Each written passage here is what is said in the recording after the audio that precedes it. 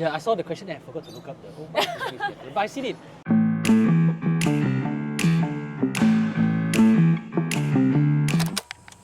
What are the Carmelite charisms? The Carmelite Charism. Yeah. That's a... Oh my god, who is that? Well, luckily I didn't say anything. No, the Carmelite Charism is to live a life of allegiance to Jesus Christ. As you can tell, oh, that sounds very fake. That's because, like, I don't know if you know about this, but we of all the mendicant orders did not start in the West. So we started in the East, and it was a very spontaneous movement. It was a group of former crusaders, ex-crusaders, fighting men who had enough of fighting and said, we want to retire from this fighting. So they started to live on Mount Carmel and led the hermit life. So they did not come together with a plan. It was just, we want to live a life of close friendship with Christ. And then of course when we moved from the East to the West, into the Western Church, suddenly we have to organize ourselves administratively. And people ask, oh, what is your charism? What is your rule of life? And so on and so forth. Okay. And then we had to think, okay, how do we fit all this? So it's a backdating, I guess. But this life of allegiance to Jesus Christ is our charism. So we're not defined by our pastoral work. We're defined by our attitude towards life. So that's why you'll see that the Carmelites in various countries do various different apostolates. How do I get up from here? Oh, sorry, this way. Yeah. Just now, what was the word that you used? A mendicant. The mendicant orders are the begging orders. So the Franciscans, the Dominicans, the Augustinian friars. If you're a friar, you're a mendicant. So it was a system of religious life that grew up in the Middle Ages as a development from the monastics. So we started as hermits, and then when we came to the West, we were newcomers to the Western Church because we came from the Holy Land. And so we had to adjust our way of life to fit the Western models of religious life. So we found that the mendicant way of life was the most suitable for us. So that's why we adjusted to it. And of course, when you come to the West, they ask you, okay, what's your rule of life? What is your charism? What is your organizational structure? Or what's your constitutions? And we never had all these things because we were living in caves in the East. So these are systems that we adopted by necessity when we moved over to the West. So the Carmelite life is just saying the Christian life has to be lived with greater intensity. And of course, I mean, Christian life is difficult, but we do our best. So whatever your state in life is, whether you're a mother, you're a father in the office, okay, let's say you're a working mom, because nowadays women also work, right? And they work very hard. So how can you lead this life while still living a life of great intensity, in this relationship with Jesus Christ? I feel very self-conscious now. Why? Look at all these people. Who is this guy? What makes Carmelite spirituality unique compared to other religious orders? Oh, what makes us unique? Well, every religious order, you can ask this question, they will all have a unique answer for you. We have, I think, that which is unique to us. I think this tension, healthy tension between contemplative life and the apostolic life, which is the life of active pastoral work. And we live in this happy medium of the best of both worlds. And also this life of unique friendship. We try to keep our houses not too large, but not too small either, so that we have time to spend with everybody equally and fairly. Because the life of friendship has to be lived in community. You cannot say I'm friends with God, but you're not friends with anybody else. So the life of friendship with God is manifested in concrete realities. So this is our particular strength as Carmel. We leave room for the person to grow individually, but we also want him to grow socially.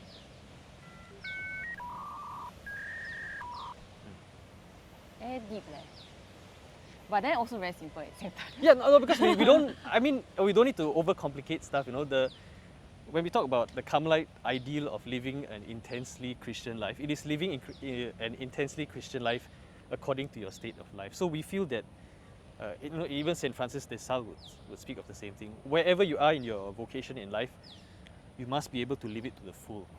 A fully Christian life as a stockbroker, as a policeman, as a teacher. So there's no excuse in your state of life. But your state of life determines the intensity. But whatever it is, it has to be intense.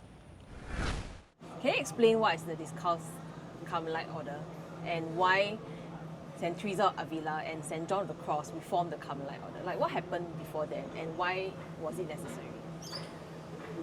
I think a long time retelling of the story has always been, the Carmelites fell into decadence and therefore Teresa and John of the Cross came in and saved the day. The real story is never as simple as that, because it's involving so many complex factors. You see, the reform of John of the Cross, Teresa of Avila, came at a time when there was a general reform movement within the church. It was the time also of the Counter-Reformation. So within the Carmelite Order, it was not just Teresa and John. There were other already small movements within. So yeah, it was in the grand scheme of things. The Discalced reform, the option of going shoeless, it's not just a Carmelite thing. There are Discalced Augustinians, for example. So it was a general trend. It was trending at the time. So yeah, that's the real story behind it. Teresa and John wanted to seek more intense ways of friendship with Christ. So how can we do this? So they wanted to go back to the roots. They wanted to go back to the hermit origins of the Carmelites.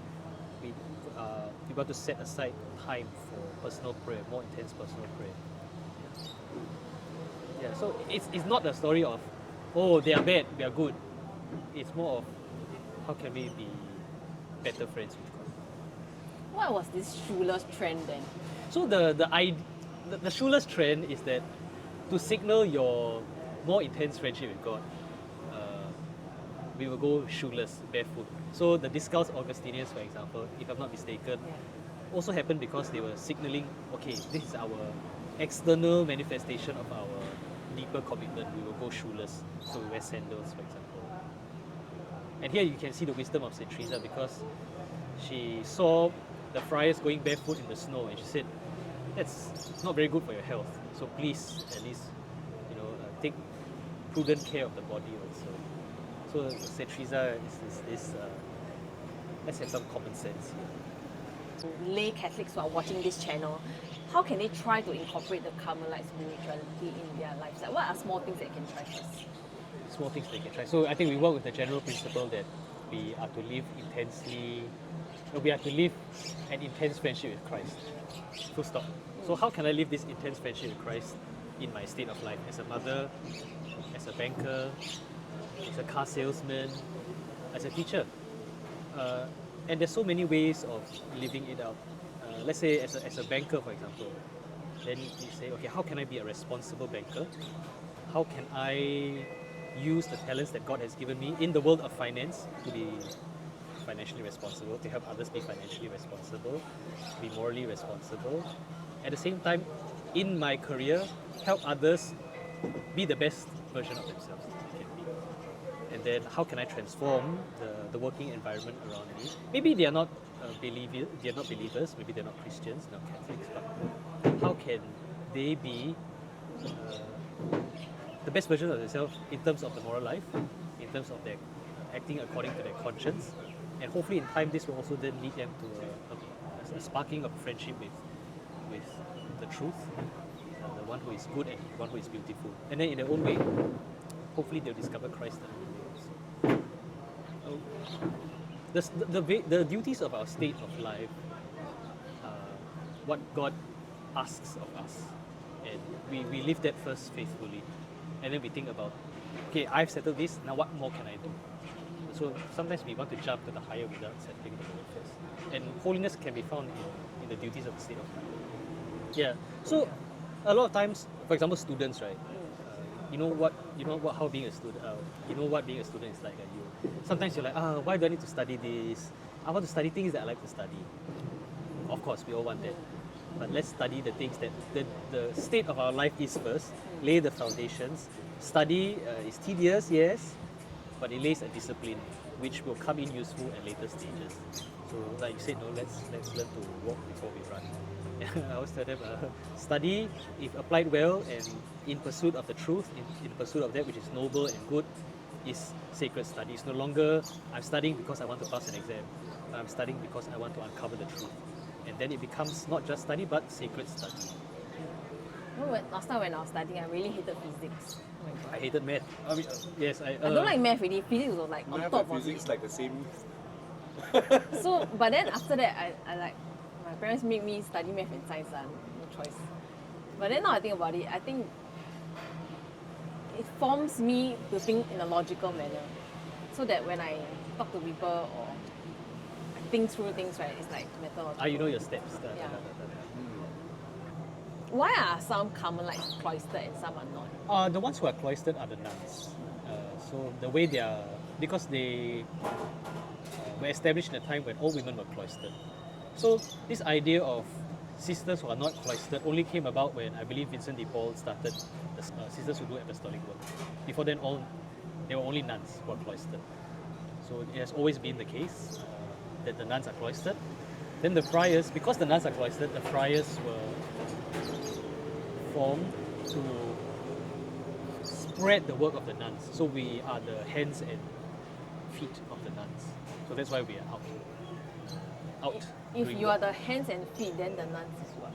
They are the praying heart of Carmel. Oh, the heart. Praying heart of Carmel. Can you briefly explain St. John of the Cross, Dark Night of the Soul? And then, who do you think, watching the channel, should read this book? Wow, I can tell you who should not read the book first. Okay, You should not read the book if you have not read The Ascent of Mount Carmel or have some kind of introduction to the spiritual life. Because sometimes, now the way the Dark Night of the Soul is used is like, oh, as long as you're encountering some difficulty in life, you're encountering the Dark Night of the Soul. If you're going through depression, it's the Dark Night of the Soul. The Dark Night of the Soul is a very specific stage of the spiritual life where consolations that you used to enjoy are removed. Not because God is a sadist or whatever, but it is a stage of purification where the whole purpose is now, why are you in this relationship? Are you in this relationship with God because it is a relationship of utility? There's something I can get from God. Is it a relationship of pleasure where I enjoy going to pray and I enjoy consolations that I enjoy in prayer? So if those things are removed, will you still be friends with God? So it's looking at the purity now of your friendship. Why are you friends with God? So the darkness of what we call the darkness of faith is not because God is very far away, He has removed Himself, but because actually the opposite is true. He's so much more nearer to you. In the same way that if you stare, at night, you look at the headlights of a car, like you put your face this close to the headlight, right, you'll be blinded. So that is the darkness that we're talking about. It's a darkness of extreme brightness and not extreme darkness. It's just that the eyes are not yet accustomed to this. I think Aristotle himself gives this example of the owl that flies in the daytime. It's a little bit blinded. What is like a common obstacle that you observe from other people that people have with like going through the first part of the interior castle? I think they want outcome. We are, as a Singaporean people, we are very KPI based. We're very outcome oriented. What are the immediate benefits I can get? We don't take the time to enjoy the journey with all its struggles and difficulties. And I always tell people struggles and difficulties contribute to the learning process. So if you try to remove that, you're removing half of what you could have learned in the school of hard knocks. Yeah, so enjoy the process, enjoy the difficulty, enjoy the challenge. Because when you learn from these difficulties, eventually you are able to look at some other guy who will then encounter these difficulties and you can say, hey, this is what I experienced. Here, you can take, see what works for you. Yeah, useful tips for you. Have you ever seen anybody, right? They pray until they levitate. No, never. I heard of it in stories, but well, never in real life.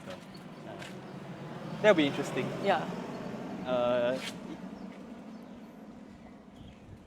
If if there were a shop like, okay, what charismatic gifts were on offer, the one I think most priests will go for is buy location. Yeah, because we need to be in so many places at one time. That is the most practical gift for us. How can I be in 10 places at once? Next episode, we visit Father Reggie at the Formation House.